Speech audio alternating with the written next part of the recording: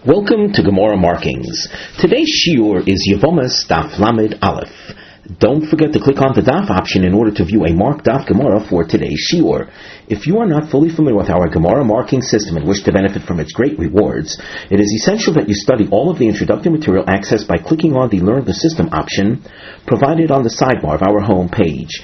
If you're already partially familiar, you will benefit by clicking on the brief 4-minute introduction that is available here. Being that our system is a visual approach to the Daf Gemara, it is recommended that you print out the marked Daf Gemara before the shiur. If you wish to be in touch with us, we can be reached at gmarkings@gmail.com. Today's shiur begins in the middle of Daf Lamed Aleph, if you prefer, 19 lines from the top. You'll notice that we have a triangle, and this is a continuing marking from our previous shiur. We indicated in our previous shiur that we left off in the middle of a discussion, so that in order to appreciate the details of what's coming up until we get to a new sugya, you of course would have to be familiar with the material that we covered in our previous shiur. So the triangles, when they're alternating directions, indicate with the point facing up a question is raised, and then the inverted triangle with the point facing down is a response. We're dealing with the issue of a suffix tzoras erva, and the suffix that we discussed involved a throwing of a get, landing where an erva was divorced, but was the divorce a good divorce? Now, the issue involving throwing of whatever came up in the case of kiddushin, where a man was married to a woman, and he married, let us say, his brother's relative, either his brother's daughter or his brother's mother-in-law, one of the forbidden women. The issue came up was, did the marriage ever take place? And that involved the marriage through money being thrown in the direction of the woman. If it landed closer to her, then she is married. And if not, if it's closer to him, then the marriage was ineffective. The same issue comes up with the get. Now, it was pointed out in our previous shiur that type of doubt was stated in the context of kiddushin, but not stated in the context of gerushin. So with that in mind, we pick up with today's Gemara, V'gabi gerushin mi lo tanan, and in the case of a divorce, was the erva was with Ruvain and Shimon are brothers, and Ruvain married Shimon's daughter and was married to another woman, a co-wife. Is the co-wife tzoras erva in view of the fact that Ruvain divorced in a doubtful fashion, and that's the main point, by throwing the divorce document in the direction of Shimon's daughter? And if Shimon's daughter is divorced from Reuven, then the other woman is not considered a tzoras erva, and of course yibum would be the mitzvah to do in the event that Reuven dies, leaving no children. So why were we so sure up till now that in the case of Gittin or Gerushin, the issue of Safek Koroiv Loi, Safek Koroiv Law, the divorce document landing, we're not sure if it was closer to him and hence she's not divorced, and if the erva is not divorced, of course, then there will be no yibum with the tzara, or maybe it was closer to her, to the erva. So, how could we have said up till now that case was not taught in Tanaic literature? V'hatanan. We have the following Tanaic source. Note, of course, that this is a long question. The source says, "Hoysoi menes b'shus harabim." The woman was standing in a public domain. V'zorak law, and the husband threw the divorce document toward her. Korov lo megureshes. Korov lo eno megureshes. If it landed closer to her, she is divorced. If it remains closer to him, then she is not divorced. Mechza al mechza. If it lands in the middle, migureshes ve'eno migureshes. That expression, she is divorced, she's not divorced. V'amrino lemay hilchasa. What does the Tana? What does the source intend when it says she is not migureshes? Di'i kohenhu. If he is a kohen, then asura lei. Then he cannot take her, cannot marry her. He cannot take her back as a wife, because we're looking at the aspect that she is divorced, and a kohen is prohibited in marrying or being married to a divorced woman. The ervahi, and here is what we want to focus on. If the woman being divorced was an erva meaning a prohibited relation to his brother, so that if Reuven was married to Reuven and Shimon are brothers, and Reuven was married to Shimon's daughter, then Tsarasa Bayo Chalitza, the other wife, Reuven's co-wife, would require the Chalitza ceremony in order to release her. V'lo amrinon, and we don't echo the fear that we saw in our previous Gemara. We're not bothered by the following shim ata oimer choyletzis misyabemes, that if you say that chalitza is to be done, so people will think that yibum is also an option. So the question is, how can we have said before that the case of Sofek Korov Law is not stated in Tanaic literature with the resultant requirement of Chalitza, when you see that in fact it is taught in this particular Tanaic source from Maseches Gittin? The Gemara answers, and note the answer takes a few lines to develop. Ha itmar Allah Rabba Rav Yosef Dami Travaihu Hacha b'shtei kitei edim askinan. Here, where we require chalitza, is because we're dealing with two sets of witnesses. Achas oimeres koroiv law. One set of witnesses. Set of witnesses made of two people, based on the pasuk in the Torah, Pishnayim Shlosha Edim Yokum Davar, based on the requirement of the Torah to have a minimum of two witnesses when testimony is necessary. So you have two witnesses saying that the get was closer to the erva, closer to, they're making the co-wife then liable for yibum. The achas omeres kol roiv loi, and the other set of witnesses saying the get never reached closer to her. And on that side of things, so the tzara would not be eligible to you because she's a tzaras erva, because the erva was not divorced. Dehave lei sveika doiraisa. By having two sets of contradictory witnesses, you create a suffix on a Torah level, and on the side of on the side of things that it was closer to the erva, the tzara is not bechezkas muteres l'shuk. This is terminology that we introduced in our previous shiur, so that in such a case, unlike what we've said till now, when you have a doubt concerning Gittin, we developed the following idea, that as we knew for sure that the tzara was exempt at one point because she was definitely married simultaneously with the erva to Reuven, and upon Reuven's death, so the daughter of Shimon, which is one of his wives, obviously does not do yibum, nor does her co-wife.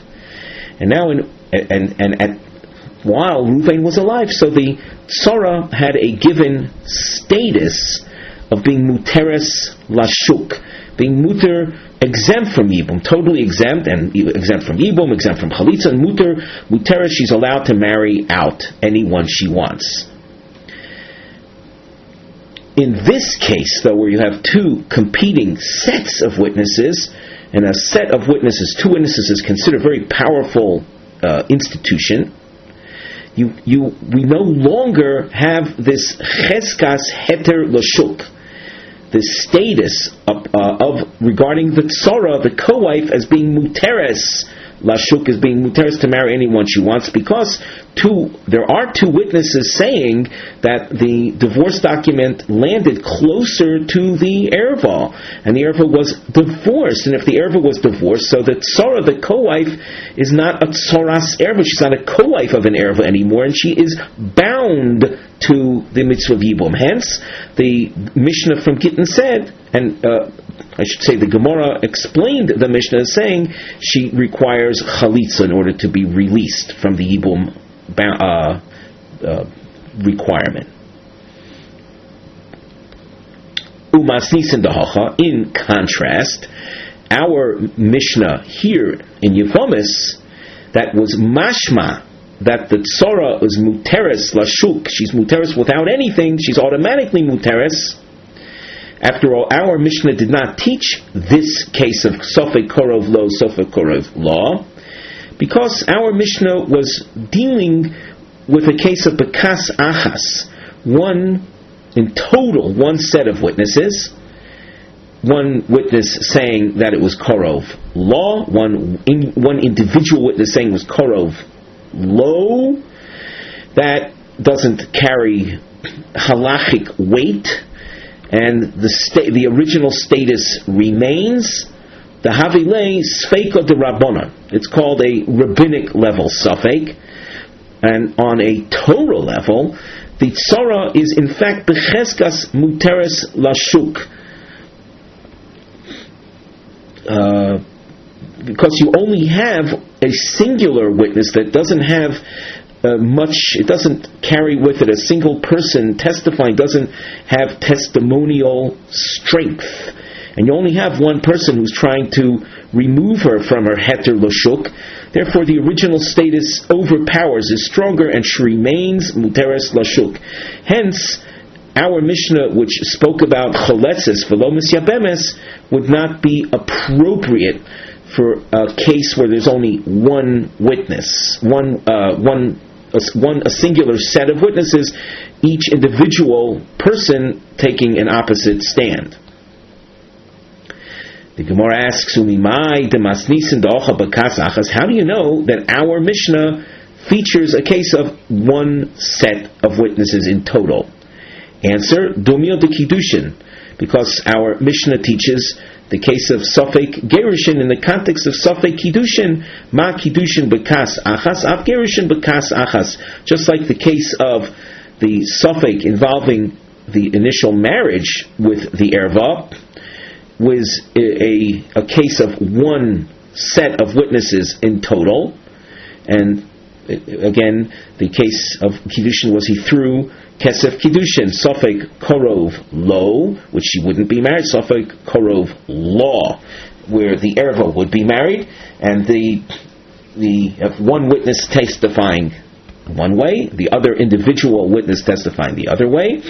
So that is the case of Kiddushin featured in our Mishnah. Hence, the case of Gerushin also involves one set of witnesses in total, with just one individual saying one way, one individual saying the other way.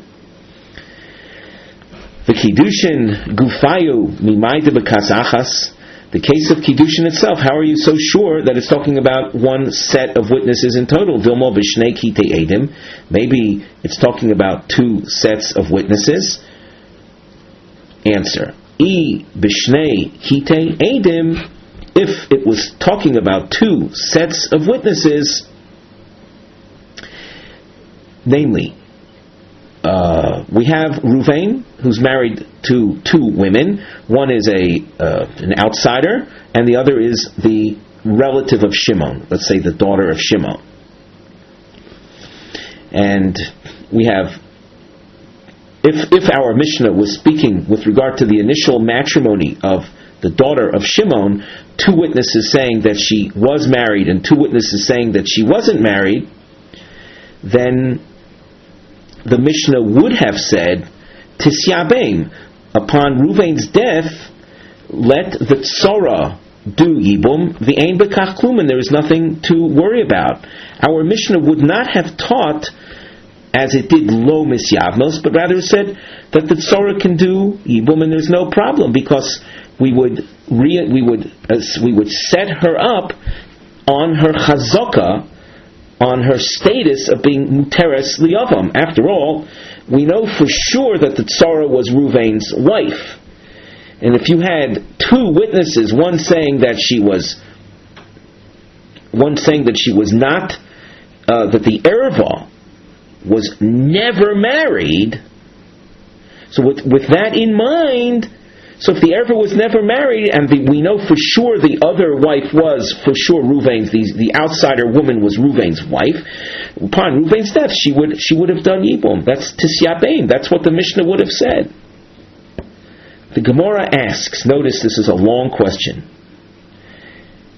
is that really your proof that the Mishnah is speaking about only one set of witnesses, because otherwise the Mishnah would have taught Tisyabeim? How could that be? Kaimi Edim. In such a case, we have two sets saying one way, and two witnesses saying the erva was not married to him, to Ruvain, and two witnesses saying that she was. So you have Kaimi Edim, V'ko'amri Koroiv Law. There are two witnesses that are saying that the kiddushin landed, the matrimonial money landed closer to the erva, and if that be the case, so the other woman, the outsider wife of Ruvain, is exempt. The at amris tisyabein vein bekach klum. And you're going to suggest that had that been the case, the Mishnah would have said that the tzora could certainly do yibum and there's nothing to worry about. Once again, if you've got two witnesses saying that the kesef kiddushin landed closer to the erva, the other woman becomes a tzora serva and exempt from yibum. Visu, and furthermore, b'shtei kitei edim nami sveika derabanan hi. Above, we said that if you have two sets of witnesses, one set saying one way and the other set saying the other way, that creates a sofek d'oraisa.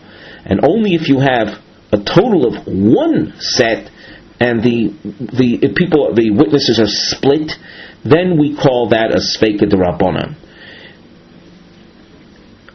Now a sofek d'rabbanan, we should note, is a weak type of sofek when there exists a previous known status. So here the Gemara is asking on that which we established earlier. We have a little arrow also indicating where this was mentioned earlier, that in fact when you have two sets of witnesses contradicting each other, that too creates a mere sofek d'rabbanan. The Amrinon, when you have 2 versus 2, we say, Uki trey lebahadi trey, you pit the two against the two, pit them off each other, they cancel each other out. V'isha ukma achazoka, and the woman, we would establish her upon her known status. Now the tzora was becheskas heter l'shuk. That's in the case of the gerushin. We have two witnesses against two witnesses. We know that the woman, the erva was once married, and the tzara was becheskes heter l'shuk. Why do you say that she needs chalitza? She shouldn't need chalitza. So even in the case of two witnesses versus two witnesses contrary to what you said before, that in such a case, since you have two witnesses saying that the erva was divorced, so we must require the tzora to do chalitza. Not so. 2 versus 2, they cancel each other out, and since we know that at one point in the case of the suffix of gerushin, we know that the tzora was a tzoras erva, we should enable her to assume her known status of being muteres lashuk. And there's precedent for this midi dahave, similar to the case of anichse debar shatya, the case involving properties that were in the possession of a shoita. Shoita we can translate as someone who is insane. He is not of sound mind. He's incapable of making coherent decisions. Properties that are in his name. Now, you might ask, how are they in his name? So the Gemara Maseches Ksubis establishes that the case of the Nichse Debar Shatya is we knew that his father had owned the property. So there was a status, a given, an original known status of this in this shoite as having been the owner of the property. Now, what's the story? Debar Shatya Zovin Nichsi, a shoite, a insane individual, had sold properties. Also, Beitrei v'Amri kshu cholim zavim. 2 witnesses came and said, when he was coherent, he made the sale, and that would be a good sale. V'asu Beitrei v'Amru kshu shoyte zavim. And another 2 witnesses came and said, no, that the sale that he made was when he was incoherent. V'Omar Rav Ashi uki trei lahadi trei. And Rav Ashi says that in such a case, you pit the 2 against the 2. The 2 sets of witnesses cancel each other out. We continue at the top of Amud Beis. The Ara ukmo becheskas bar shatya, and the property we establish in the possession of the shoite. So that you see that where you have 2 versus 2, that creates a mere sofek derabanan, a doubt on a rabbinic level, and as such that is not going to countermand the chazaka, the previous known status. So that in order to make the distinction that we did before, if you notice on Amud Aleph, we had diamonds where we wanted to distinguish between our Mishnah and the Mishnah in Maseches Gittin, that distinction now falls away. Elo Omar Abaye. So Abaye comes to deal with the issue of why in the case of Kiddushin do we teach Sofek Korov Law, and in the case of Gittin, our Mishnah doesn't mention it. Elo Omar Abaye Yagid Olov Reyoi. That's a posuk, but it's also used in rabbinic license, which means let one case teach about the other. Tana b'Kiddushin, the Mishnah here in Yevamos mentioned in the case of Kiddushin, he threw the case of Kiddushin, Sofek Korov Law, V'hu Hadin L'Gerushin, and the same applies to Gerushin. So that if we said in the case of Kiddushin, Choletzes V'lomis Yabemes, we'll say the same thing with the case of Gerushin, Choletzes V'lomis Yabemes. Tana b'Gerushin, the Mishnah taught details concerning Gerushin. If you recall the examples in the Mishnah of Kosa b'Ksav Yodoi v'lo hoya bo Edim, there were a divorce document written without witnesses in it, or it lacked time, didn't have a time element in it, and that's called Sofek Gerushin. V'hu hadin l'Kiddushin, and those same features apply to a matrimonial document where someone's mekadesh a woman by writing out a shtar, and it's in his handwriting without witnesses, without date in it. So that if our concern a question with which we opened this long sugya in our previous year. Why does the Mishnah not teach the case of Safek Korov Loi, Safek Korov Law within the context of Gerushin? The Mishnah didn't bother spelling it out. Once it taught it in the case of Kedushin, it's understood in the case of Gerushin as well. Omar le Rava. Rava asks on Abaye's Hesber, on Abaye's explanation, Yagidov Reo, if that is the structure of the Mishnah, my zehu de katoni. In the Mishnah on Lamed Omid Beis, it mentions after the three examples involving the divorce document, the divorce document in his handwriting without witnesses, or it didn't have a date in it. It then said zehu safek gerushin, and the word zehu is a limitation expression or an exclusionary expression. That this or these are the cases of safek gerushin and not something else, implying not the case of safek korov loy, safek korov law. Elo Omar Rava. Kol sheyesh b'kiddushin, all the cases that you find in Kiddushin, like Safek Korov Lo, Safek Korov Lo, yesh b'gerushin. In fact, you do have it by gerushin as well. So that in the case of divorce, we will understand that is also an example of a situation that will result in chiletzis v'lo misyabemes. V'yesh b'gerushin ma she'ein b'kiddushin. There are elements in gerushin that you do not find in kiddushin. V'zehu, the gerushin lav dafka. The term zehu in the Mishnah that we just cited is not to be taken literally. It's not specific, it's not in fact a limitation expression. So that when the Mishnah mentions cases of Safek Gerushin, like written in his handwriting without witnesses on it, or written without a time in it, you should understand there's also the case of Safek Korov Loi, Safek Korov Law. So the Zehu in the context of Gerushin was not specific, it wasn't limited. So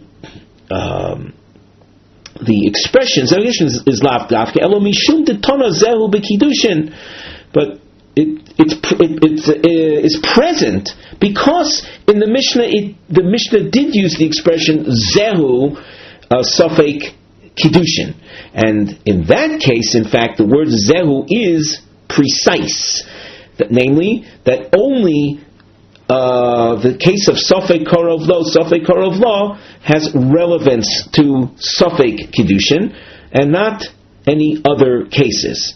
So the reason the word Zehu appeared by Gerushin is only because the word Zehu appears by Kiddushin.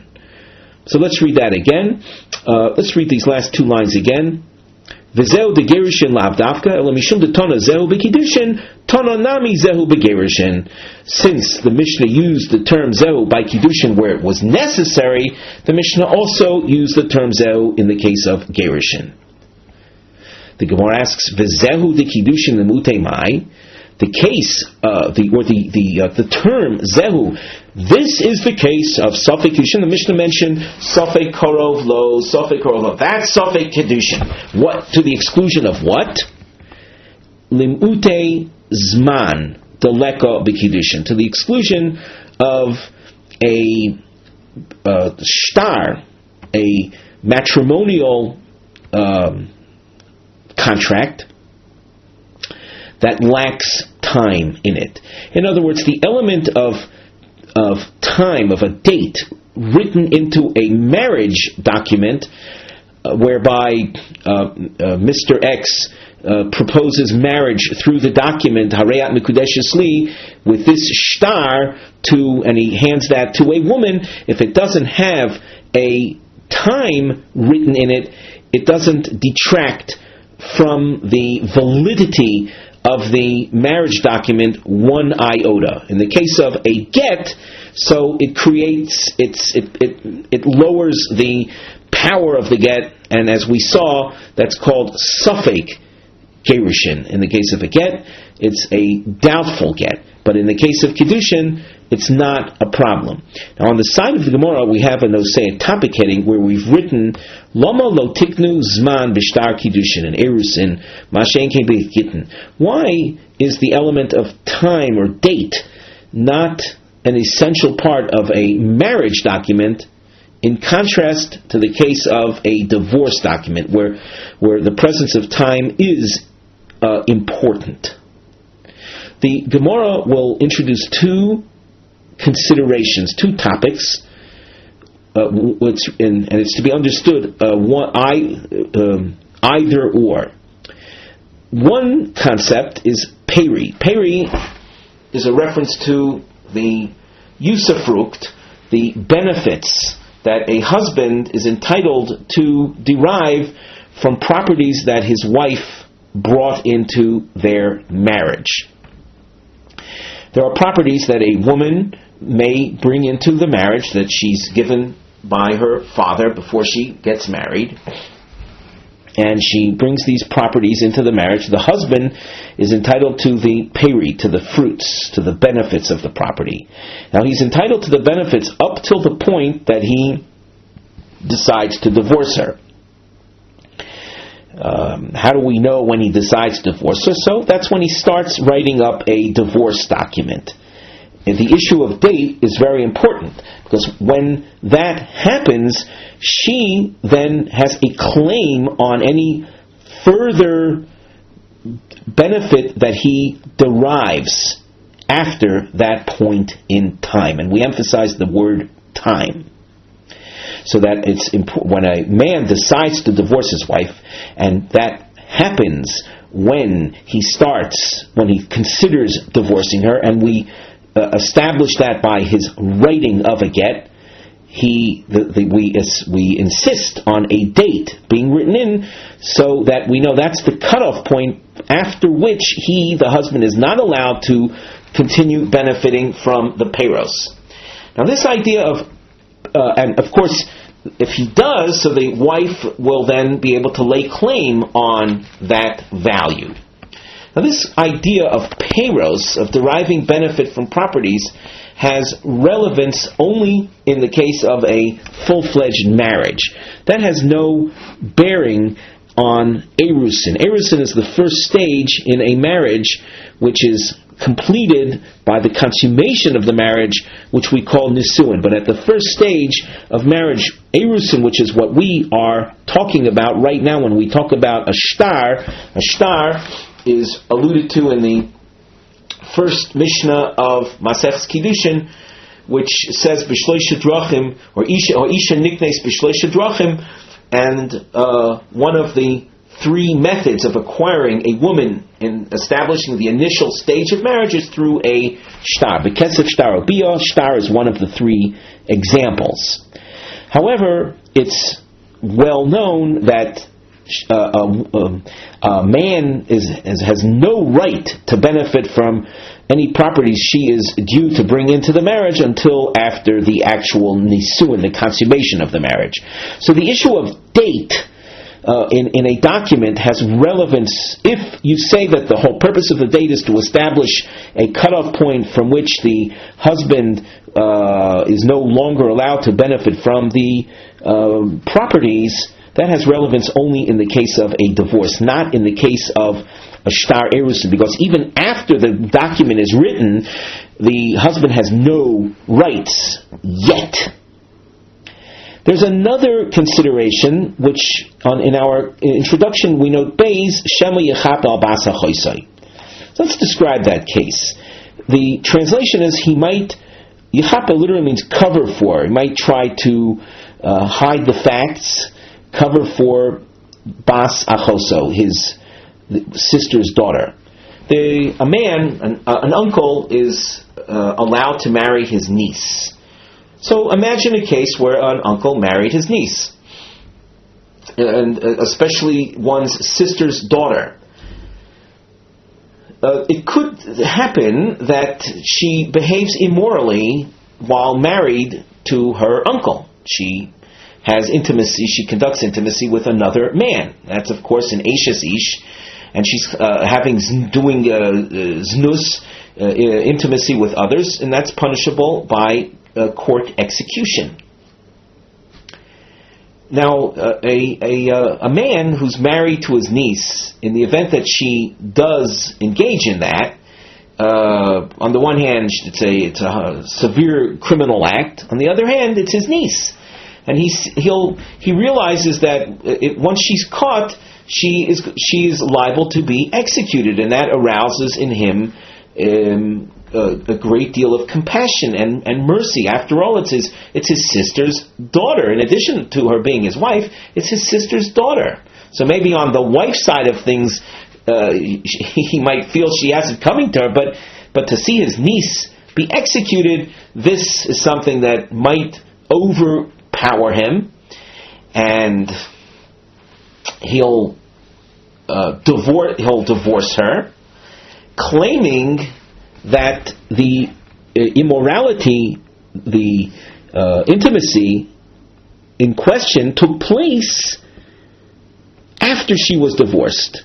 And we have a document to prove that she was divorced. So in order to preempt that situation, where in fact she conducted the intimacy while she was still married, and the document is simply used to distract the court and convince them otherwise that she was immoral only after the divorce, a date must be written into the divorce document.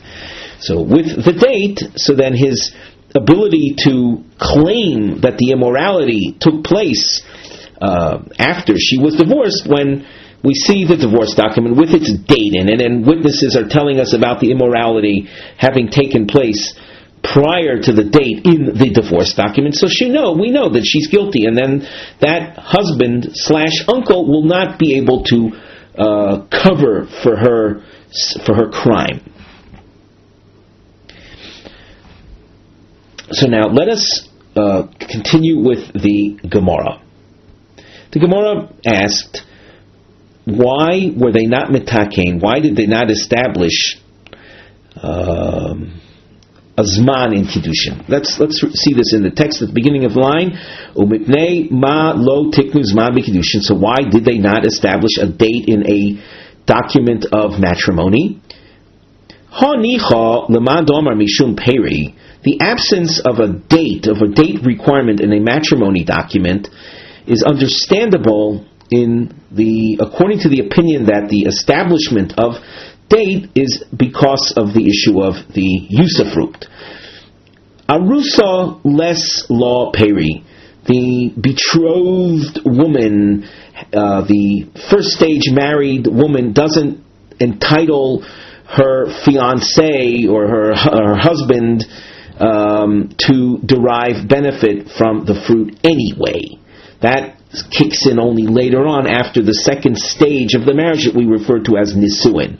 So that the issue of knowing establishing a cutoff point regarding fruit benefit would have no relevance in the case of erisin.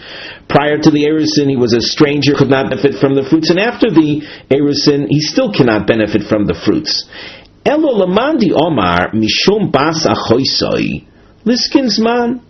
But according to the approach, that other opinion that says that as dates were established in order to prevent a man from covering up an immoral relationship on the part of his niece, shouldn't there be a date established in marriage documents as well? If we take a look at Rashi, a number of lines down in the narrow lines, the beginning of the line of Rashi, Liskinsman nami b'shtar kiddushin, let a date be established with regard to a marriage document as well. Shema tizneh, she, after the erisin, she might have engaged in znus, in immoral behavior with another man, v'yomar, and without a date in the matrimony document, he can claim kodim kiddushin have, that her behavior, her immorality was before our marriage. So shouldn't And in order to prevent such a claim, where the znus took place actually after they were married, shouldn't a date be written in so that we can ascertain this matter? The Gemara answers, nevertheless, the reason there is no date in a shtar, kiddushin mishum ti'iko de mekadesh b'kaspa v'iko de mekadesh b'shtara, since when it comes to matrimony, it's not exclusive one way or the other. Some people marry through giving the woman money, kaspa, cash, or money, something of money value, which obviously has nothing to do with writing and a document and dates. And there are those that use documents. So therefore, since it's a mixed bag in terms of the matrimony population, they didn't establish dates in marriage documents because of the presence of other forms of establishing matrimony that don't lend themselves to dates to begin with. Omalei Rav Acha Brei de Rav Yosef the Rav Ashi. V'ha avda, the case of a sale of a slave. The ika dekoni bekaspa v'ika b'shtara. We know that the transaction of a slave can be accomplished through cash, and it can be accomplished through a document. V'tikun rabbonon zman, and in all slave sale documents, dates are present, are established. There's a note in the Rashi, the Tikkun Rabbanan Zman, B'chol Shtori Mechira Shel Eved, in all sales of slaves, dates are incorporated, Kidei Leda, in order to know, Me'eze Zman, Yoichal Perois Sodeh V'yikne Nichsei Avdo. We should point out that Tosfos in Dibra Masvah Avda has an alternative explanation to that of Rashi concerning the Zman in the Shtar Eved, but for our purposes we don't have to get into the reasons behind the Zman in the Shtar Eved, other than noting that in the realm of Eved and slave transactions, you find that there is, as we called it before, a mixed bag. Some are sold with money, some are through a financial transaction, some are sold through a contractual transaction with a document being written up. And even though some do it this way, some do it that way, there is a tikkun of zman. There is a requirement when you do the slave transaction through a shtar to have a date written in it. So once again, why by kiddushin don't we have a date written in? The Gemara responds, Hossam ruba b'shtar. In the case of slaves, the majority are transacted through documents. Hacha ruba b'kaspa. In the case of matrimony, the majority are through cash, which doesn't lend itself to dates. V'iboy esema mishum dolo efshar. Another approach is with regard to marriage documents. The issue of time is something that is what the Gemara calls lo efshar. It's impossible. It doesn't lend itself. Now, what do we mean by that? Heichi lefed, what should we do? So we're going to have, let us imagine, a marriage document with a date written in it, and that, as we said before, would have benefits for us regarding the possible case of basa chosun, the immorality we described earlier. But it's not going to help. Heichi lefed, what should we do? Lincha gabi dida. You'll have a marriage document with a date in it, and we'll leave it by her. The woman will hold on to it.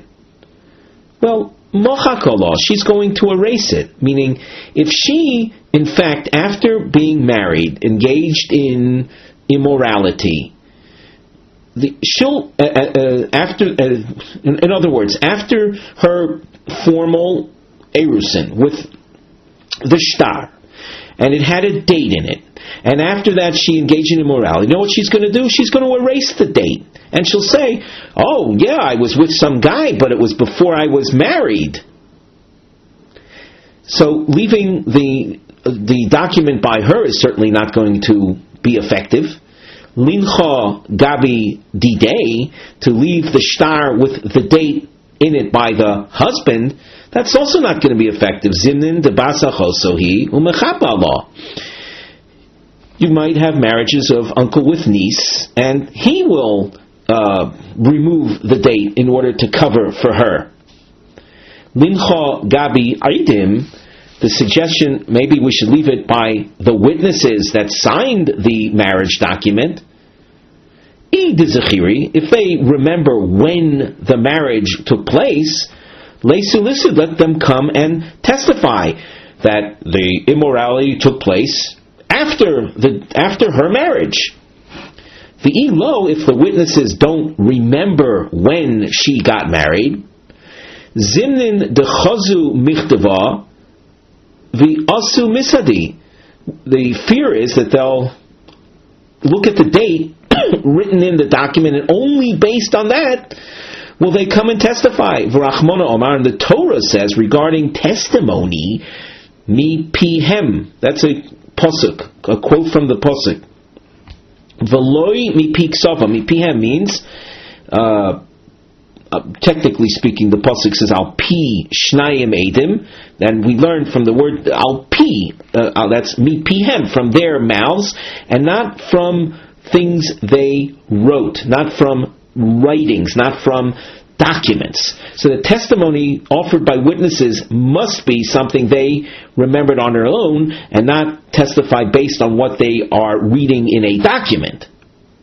So the presence of a date in a document, in a marriage document, will be non-effective. It'll have no value. Ihachi begerushin nami neimahachi. Well, in the case of divorce, couldn't the same issue or claim be made? The Gemara answers, Hasam, in the case of a get, we're dealing with a woman that we knew was married. Such a woman, if she engages in immorality and we don't know that she's divorced, well, she has a status of an Ashes Ish. She's destined to be executed. And therefore the date in the divorce document, Hasam lahatsolo dido kosi, it's coming to save her. It's only because there's a date will there be any possibility of her claiming innocence, namely pointing out that the immorality took place after the date in the divorce document. If there's no date, well then she's going to be assigned the status of having been married when, of course, the immorality took place. So in the case of a divorce document, she has no interest in removing the date. If we look in the Rashi, actually, which one more phrase in the Gemara? Hacha, in the case of Kiddushin, the date only works to her detriment. Lechoiva dida kasi, chova is to her detriment. Namely, in the case of marriage, the initial marriage, we're dealing with a woman that we knew was single. Now, when the immorality took place, was she married already or not? So, if there is a date in there, we'll be able to say that it took place after she was married. If there's no date in there, she would still be able to claim that the immorality took place before she was married. The presence of the date only works to her detriment. Now, let's take a look at Rashi. In the wide lines under the Gemara, the first line under the Gemara in the Rashi text, Gabi Gerushinami, the Gemara had asked, Amai Tiknuzman Mishum Basachoso. Why did they establish a time because of the consideration of a man married to his niece? Gabi man nimche, by whom will we leave it? The divorce document. So the Gemara answers that in the case of a divorce document, no one has an interest in cutting out or removing or erasing the date. Rashi says, there's no reason for thinking that it's going to be erased. If witnesses come and testify that she was intimate with another man, if she doesn't bring a document, namely a divorce document, a get, indicating that she was divorced prior to the immorality, she's going to be established as a married woman, and hence subject to execution. Umiu ilo tikun rabbanon zman havamotzi lachpuye Allah. If there was no requirement of a date in a divorce document, then he could cover for her. Umisfeika lo kadlinon la. In a case of doubt, we would not kill her. Aval hashto de tikun rabbanon zman, but now that is a formal requirement, ilo maisa lei, if she doesn't bring a shtar with the time, the date in it, mukmina lo chazoko v'kadlinon, we will set her upon her known status as married woman and execute her. Hacha lechova d'dil kasi. In contrast, though, whereas we said by the get there is a deterrent to erasing it because its presence can only benefit her, not so in the case of the matrimony document. Rashi goes on, the time in a marriage document is to her detriment. If the Rabbanan had established the need for a date in a marriage document and she behaved immorally afterwards, after her marriage, kosha le lishtara o mochakole, she's going to hide the document or she's going to erase the date. And in the absence of the date, we'll have no other recourse other than to establish her in her original status as single woman and hence not subject to execution. So in the case of a marriage document, there is, since the date is only going to work to her detriment, we have all of the above mentioned reasons or explanations why they didn't establish a date in the first place. As we said, it would be erased. There's motivation to erase it, and hence we wouldn't be accomplishing anything by having it written in. The Mishnah.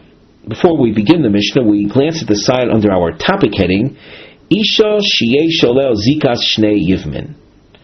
A woman that has a connection to a Yavam, to a surviving brother, through having been, we'll say, attached as a replacement word for married, to two deceased brothers. And the case you will see is Meis Baila Horishon. Imagine you have three brothers, Ruvain, Shimon, and Levi. A woman was married to Ruvain. Ruvain died. The Asa Ba Hasheni Maimer Meis, and then Shimon offered her money, Yibum money, which we call Kesef Maimer, a term that we've used many times prior to today. And then after Shimon, the second brother, gave her Maimer, he then died. Let us point out, and of course then Levi remains, a third brother. Let us point out in general that in the case of Ruvain's death, if Shimon, one of two surviving brothers, would marry her, b'yibum, if he would do yibum with her, then whatever prior identity she had as Ruvain's wife will be erased. It's like a restart button where you start all over again. And hence, when Shimon dies, she is said to be a Yevama coming only from the house of Shimon. However, what our Mishnah will describe is a case where she didn't do full Yibum with Shimon. She was a regular widow of Ruvain, so that certainly establishes the need for Yibum. Shimon offered her money, but didn't actually complete the marriage by intimacy with the Yevama, and died. And now she confronts Levi. What is Levi to do? We'll see in the Gemara there is a problem based on a pasuk that a woman who represents one household does Yibum, not a woman that represents two households.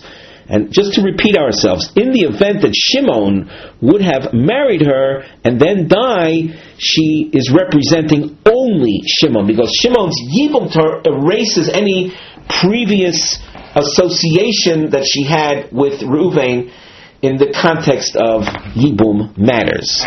So now the Mishnah. Shlosha achim nesuin shalosh nochrios umeis echad behem. Now, in constructing a diagram, I want to draw your attention to the Tosfos at the lower part of the page, practically at the end. Shlosha achim nesuin shalosh nochrios have motzi leminkad ve'echad mufne. Instead of having the three brothers, each one married, we could have established a case of two brothers married and one unmarried, one a single fellow. So we have a chart, that a little diagram on the side of the Gemara where the star appears. Gimel achin nesuin, gimel nochris. Nochris are women that are not related to one another. So you have Ruvain, Shimon, and Levi are represented in our little diagram. And Aleph and Beis are women that they're married to. So one of the brothers died. V'asa bo hasheni maimer. The second brother offers his brother's widow maimer, kesef. That's money, in the attempt to marry her. Of course, as we've mentioned many times in the past, Maimer is a rabbinic phenomenon in the context of Yibum. Of course, in a regular marriage between two unrelated people, that's a Torah way of establishing matrimony. But in the case of Yibum, it establishes, I'd say, a rabbinic status. But after the Maimer, he died. So if we look at our diagram, the numbers that you see there indicate the progress of events. So the first event to take place of note is Ruvain's death, leaving Aleph a widow.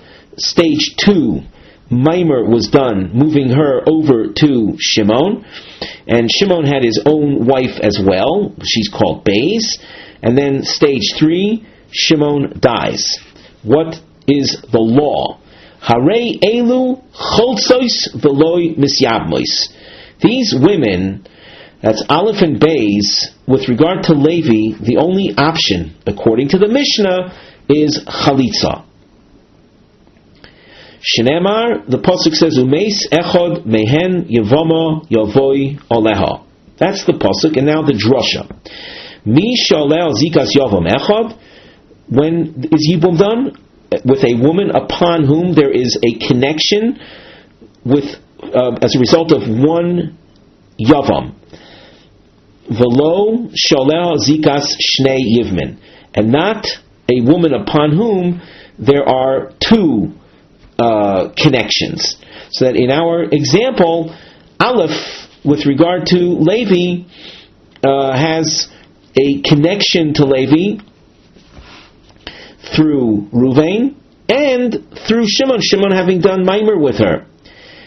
If we look in the Rashi, at the beginning of the Mishnah commentary, underneath the Gemara, Zika Shnei Yevim, the Cholzman Shelo Konsa Zeh Adayin Zeh, as long as Shimon has not married Ruvain's widow, the Aleph, Adayin Zikas Rishon Oleha, the connection established by the first husband is still there. V'nisvasvis oleo zikas ma'amoro, and the mimer creates a second type connection. Harek shemes zeh, when Shimon dies, noisru alo zikas shnehem. The connection, the yibum connection formed by both of those men's death is still upon her. Vilu konsa have a pokazika dekamo, had Shimon married her, so whatever yibum connection that the first husband had established is erased. V'chimais lo havalo elo zikas sheni. Upon Shimon's death, had Shimon done real yibum, consummated their marriage, then there would have been only the Shimon Yibum connection vis-a-vis Levi. Inami lo avad bo maimer, had Shimon done nothing with her, lo hava alo elo zikas rishon, then her connection with Levi would be only through Reuven. And there would be no problem with Levi doing Yibum with the widow of Reuven and with the widow of Shimon. These are two unrelated women, so you don't run into any problem of Achos Isha or any other erva problems. However, the mimer changed the picture. The Mishnah explained that the mimer created a situation of the Aleph woman having zikas shnei yivmin. Now we continue. Rabbi Shimon Omer, miyabim li'ezo sheyirtze v'choletz lashniya. Rabbi Shimon says the Levi can choose either one of the women. He does yibum with her, and then chalitza with the other one. Let's take a look at Rashi. Miyabim le'ezo sheyirtze kediktoni time perik sheni. We've learned this in the second parak of this Masechta B'Braisa. Im ma'amoro shel sheni maimer, if the maimer done by Shimon is effective, is considered significant, Eshes sheni hu boel. Then, when Shimon dies, Levi would be doing yibum with her as Shimon's widow. V'im eino maimer, and if what Shimon does with her is of no consequence, Eshes rishon hu boel, then she is the wife of the first one of Reuven alone. So that as far as what maimer does, it's either or. It's either everything or nothing. So that Levi's intimacy with Aleph would have no halachic problem. V'choyleitz l'shniya, and then Rabbi Shimon says chalitza would be done with the other woman. D'chada lo miftara b'biya de'idach. Unlike a case where a man is left with two wives, he dies leaving two widows, the biya with one exempts the other. Not so over here. And Rashi explains, Dilma, because maybe maimer lo koni, maybe the maimer is not effective in establishing a bond. It doesn't create matrimony. V'havaluhu shnei Yevamos avos mishnei batim. Then these two women are two women that represent two different households. And as such, so that the biya with one doesn't exempt the other. The idea of doing yibum with both of the women is also not in the cards. Dilma maimer koni. Maybe the maimer was effective in creating a marriage. And they'd be two women coming from one household, concerning which we never allow both women to do yibum. So as far as Rabbi Shimon is concerned, he disagrees with the Tanakama, and he says yibum can be done with one. That's for sure. The other woman, so we can't say yibum because of what we saw in Rashi. Therefore, chalitza is necessary for the second woman. And when we say second woman, we mean the woman that Levi decided not to do Yibum with. The Gemara asks, concerning the Tanakama, V'i zikas shnei yivmin doraisa, we darshan the pasuk in the Mishnah, and if that situation, that one woman who comes with a connection formed by two husbands, is something forbidden on a Torah level, chalitza nami lo teboi, there shouldn't be any need for chalitza either. And yet the Mishnah says that both women do chalitza, even the balas maimer. But if the balas maimer, according to the Tanakama, represents then two households, but the Torah says no yibum with her, why is chalitza necessary? If the Torah exempts from yibum, so part and parcel of that exemption is the need for chalitza as well. The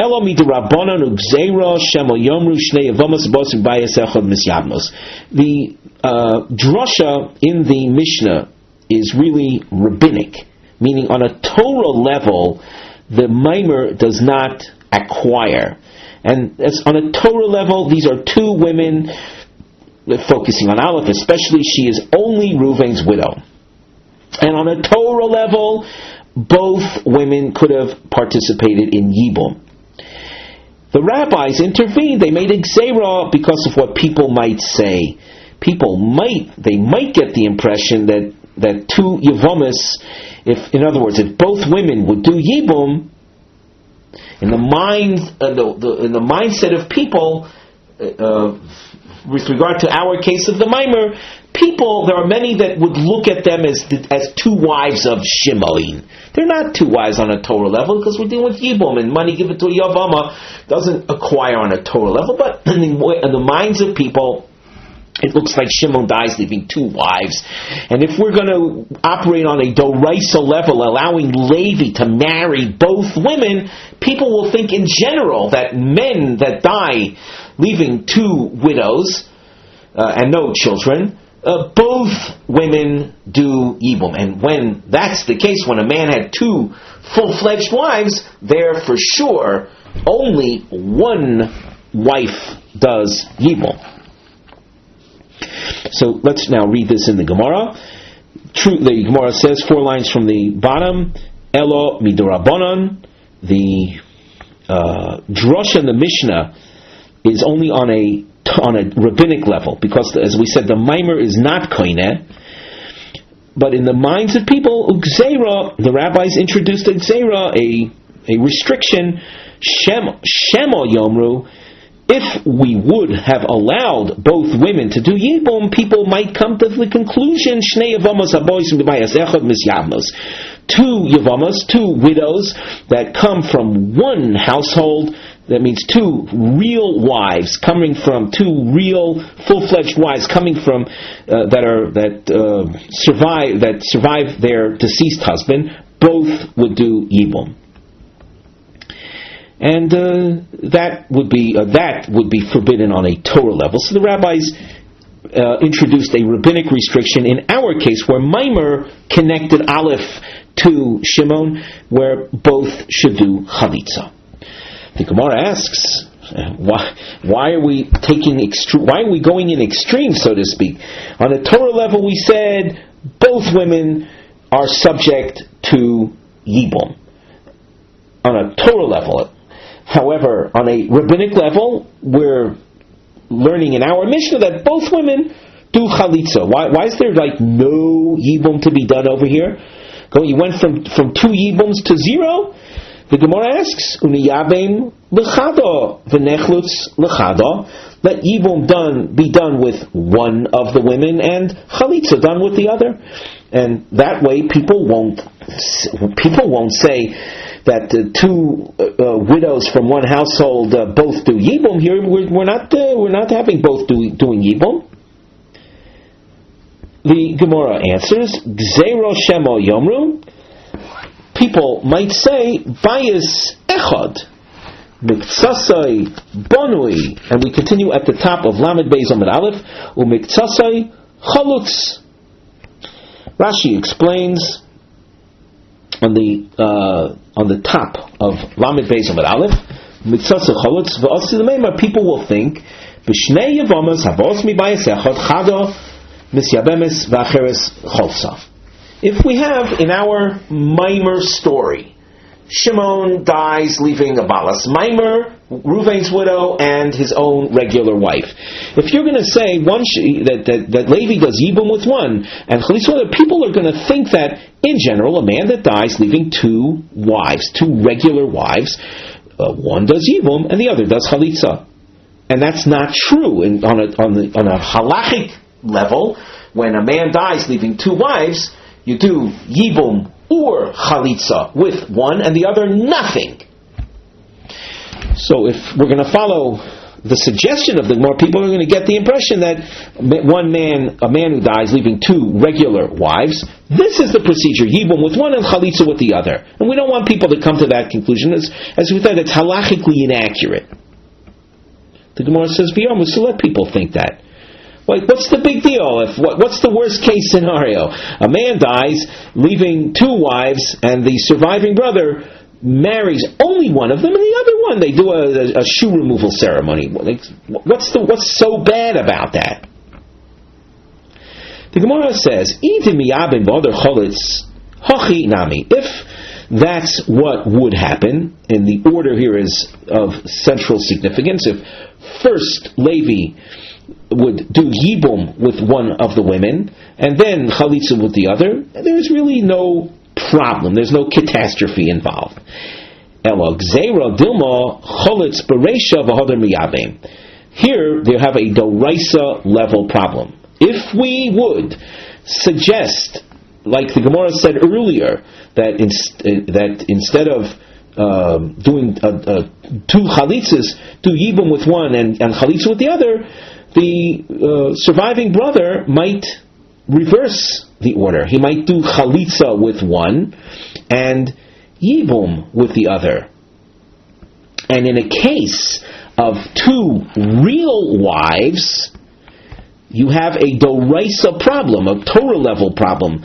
V'komle, and he would komle in our case means that he would then be in violation. Basher lo yiboneh. The Torah says that in a yibum situation, Reuven dies, let's say, leaving two wives. Shimon decides to do chalitza with one of the two wives. That's what the pasuk says. Asher lo yiboneh. The husband, that is, the surviving brother, decided not to reestablish his deceased brother's name through yibum, so he did chalitza. But once one does that, kivon, as the Gemara says, kivon shalobana, once he doesn't reestablish his brother's household through yibum, but rather he does chalitza, shuv lo yiboneh, then there is no more yibum possibility with the other wife. The other wife then is strictly forbidden on a doraisa level. She's an eishes ach shelo b'makom mitzvah. So as to avoid that situation of first chalitza and then yibum, we say in our case of Reuven dying, Shimon then doing Maimer with Reuven's widow, and Shimon had his own wife and then dies. Levi should simply do chalitza with both. Otherwise, we're getting ourselves or inviting this problem. Omar Rava. Nosan get lima'amoro, hutra tzorasa. By the way, there are two lishonos in this Gemara, and that's why you see an aleph that's encircled, and there's an Ika the Amri, a second version of this, just a couple lines later, indicated by a beis. Truth is that before we go on with the Gemara itself, we ought to take a look at the little diagram. There's a starred diagram above on the page. The three brothers appear: Reuven, Shimon, and Levi. Reuven and Shimon are married to Aleph and Beis, and then we take a look at our numbers just to follow the order of events. Reuven dies. That's stage one. Stage two, Maimer between Reuven's widow and Shimon, so that Reuven's widow moves over to Shimon, and that's why you see the Aleph in a dashed diamond together with above her the bays. After Shimon gives Reuven's widow money, which we said stage 2, stage 3, get. Shimon gives a divorce document to Reuven's widow, undoing the get is designed to undo the money that he had given her. In other words, the money accomplished, we'll say, a rabbinic type bond. The get erases that rabbinic bond. So Aleph is then we'll say pushed aside to a certain degree. That was stage 3. Then stage 4, Shimon dies. Now Shimon dies, leaving his own wife, Bays. That was his own original wife. That's and then stage 5, Bays does Yibum with Levi. So now, with that in mind, we go back to the Gemara. Rava says, Nosan get limamoro.